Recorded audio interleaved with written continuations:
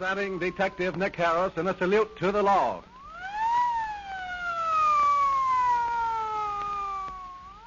Ladies and gentlemen, we again take pleasure in bringing to you the eminent Los Angeles criminologist and president of the International Secret Service Association, Detective Nick Harris, in another true life story proving to the youth of today the folly of committing crime.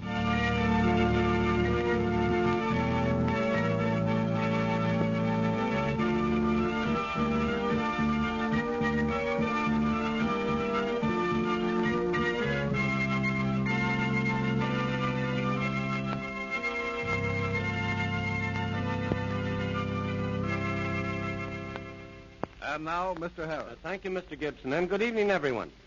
Today is Memorial Day, and I have chosen a story which I will call The Altar of Sacrifice. The facts were recently given me by a retired captain of police of an eastern city and concerned this very day. In fact, for 10 years, just at midnight before Memorial Day, certain flower shops were broken into, and all the lilies of the valley were taken. The offender would always leave money on the counter to pay for the flowers and any damage to the property he had made as he gained entrance into the store.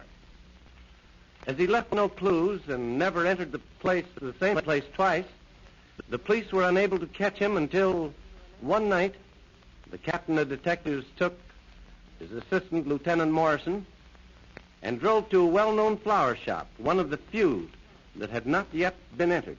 They parked their car in the shadow of a large tree. It was almost midnight.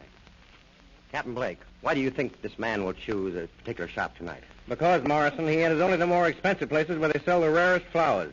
And this is the only store of its kind that he hasn't already visited. You say you've gotten in touch with the owner of the shop and have had him advertise in the papers and over the radio a special sale of lilies for Memorial Day? Yes, I figured the man would go to the store that had the most of the flowers he wanted.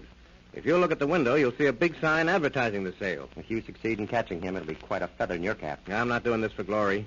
I believe there's something more in this case than the love of flowers. I think a deeper crime is involved. But why does he take lilies of the valley? Those are flowers a woman would choose. Rather than a feminine choice for a man, I should say. That's what I'm hoping to find out. There's a man coming down the street now. He's stopping to look into the window at the sign. And it's just midnight. Want me to get out of the car and question him? No. Wait till we see what he's going to do. He's going around to a side window. He crashed it. Yeah, let him enter. We'll get him when he comes out. I want to get him with the goods. Let's go. We'll wait for him by the window. He's got his arm full of flowers.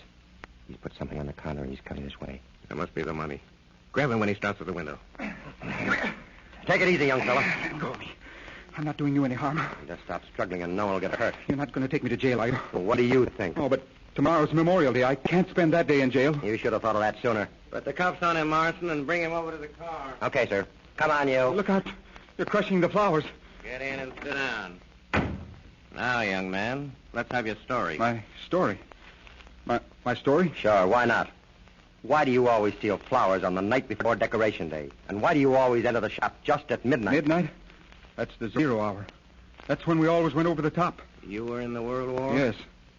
You always leave money to pay for the windows you break and the flowers you take. Why do you get your flowers that way? Why don't you buy them like anybody else does? I can't tell you that.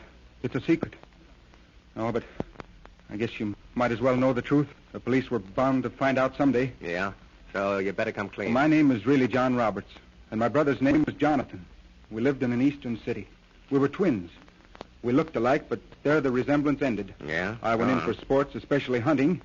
And Jonathan, we called him Jot, was a dreamer. He wanted to be a preacher.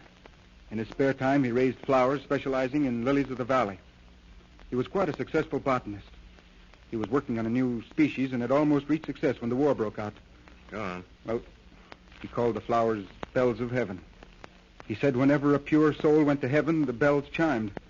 I kidded him a good deal about it, and I was ashamed for anyone to know he mooned over the flowers like a woman does, understand? Yeah. Well, we were just 19 when the United States entered the war. I was wild with excitement and soon enlisted. Jot refused to enlist. He said he would if they drafted him, but he would not volunteer to go out and kill men like himself. Men who were forced to fight to satisfy the greed of others. Well, we quarreled. Some of the girls gave us a farewell party the night before we left for training.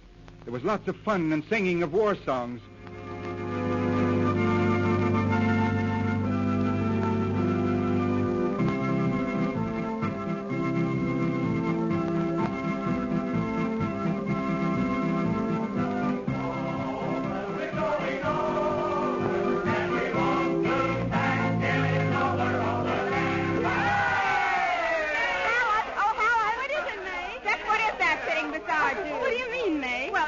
isn't a Yank or a man, so what is it? Oh, yes, it's a Yank and a man, too. Aren't you, Josh? Then why isn't he joining in the fun? And why isn't he in uniform like the rest of the boys? Why, he's enlisted, May, but he hasn't been called yet.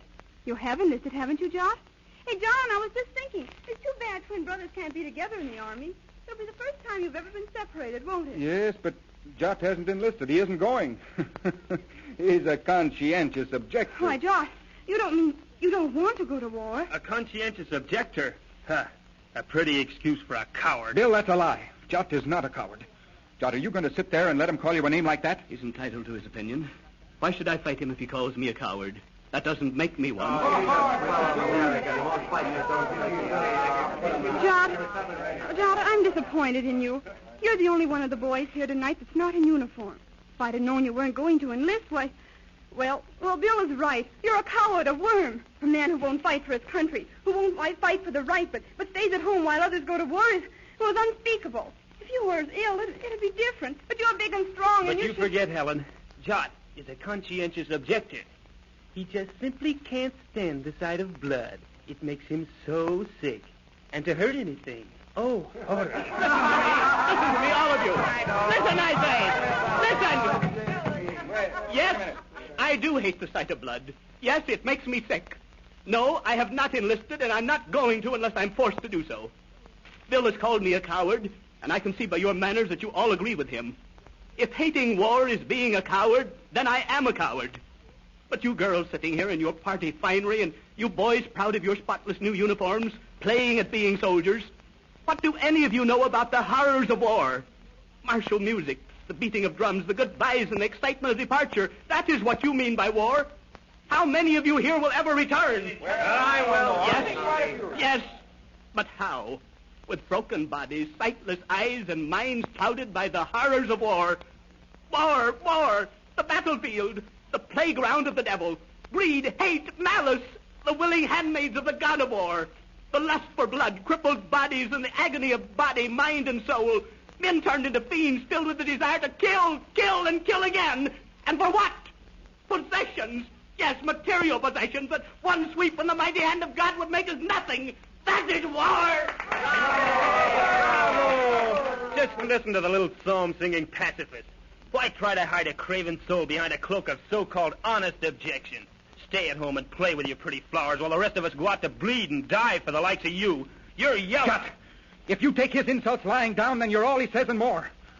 Take that, you coward. I'm ashamed to call you brother. Oh, Josh, aren't you going to stand up like a man and fight back? Are you going to let John get away with that slap? Why not? If thy brother smites thee on one cheek, turn the other. And that'll be enough from you, Bill. Is that so? And what do you propose to do about Just it? this.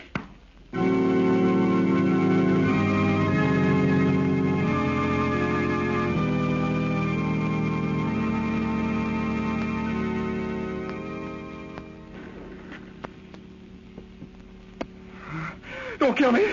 Don't kill me, please! Easy, Yank. I'm here to help you, not hurt you. I thought you were the enemy come to polish me off. Oh, that dirt. Are you badly hurt, Obed? I can't tell. I've been lying here for hours in this shell hole. It's my right arm. I'm bleeding to death. I carry for you. So dark in here, I may have to hurt your sons. I can't see what I'm doing. I'll bandage the arm up as best I can. Oh, all right. I can stand it. Your voice sounds familiar. I know you. My name is John Roberts. And Jot, my brother. What? I didn't even know you'd enlisted. I joined the Red Cross. I shoot them and you save them. Boy, I'm glad to see you. Water. Mine's empty. Where's yours? Mine's empty, too. There's a dead man over there a little ways. I'll get yours. He won't need it. You can't go out there. You'll never make it. They'll get you.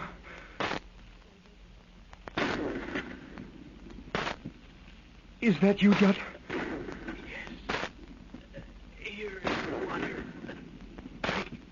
Jot, you're bleeding. Yes. That shell had my name on it.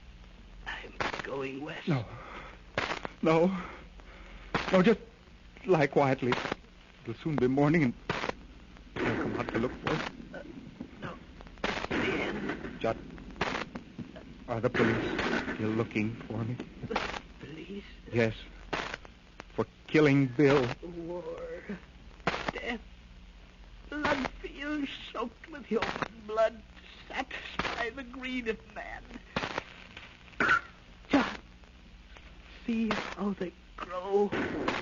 Field is covered with lilies. Well, a soul is passing. You can hear the bells chime. Goodbye, John, until we... No. John. My brother. Dead. Goodbye, old man. I'll be seeing you sometime.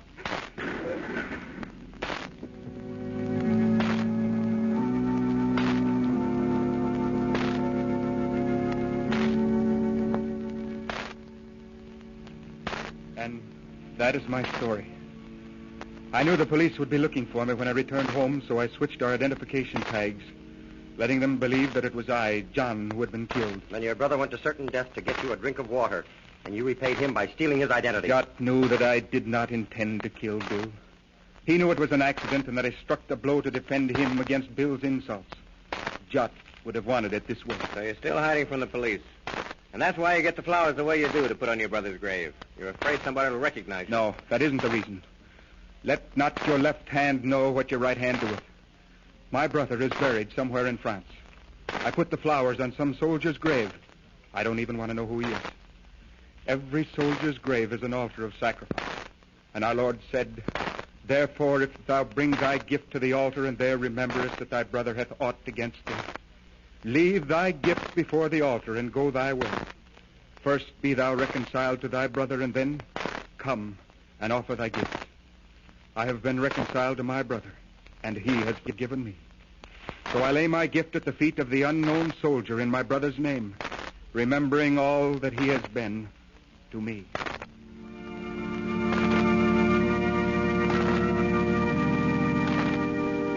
And so, John made his peace with his twin brother, Jot. Now, investigation Captain Blake found that Bill had not been seriously hurt and soon recovered. John was in another branch of the service from the rest of the boys who had attended the party that night. He never learned the truth, as he was afraid to inquire. He suffered from shell shock and was placed in the sympathetic care of that splendid institution, Soldiers' Home, where today he has a little garden and raises lilies of the valley to place every Memorial Day on the altar of sacrifice. Thank you, Mr. Harris, for that very beautiful true-life story. Ladies and gentlemen, you have just heard Detective Nicholas B. Harris, chief of the internationally known Los Angeles Detective Agency, bearing his name in another true-life drama entitled The Altar of Sacrifice.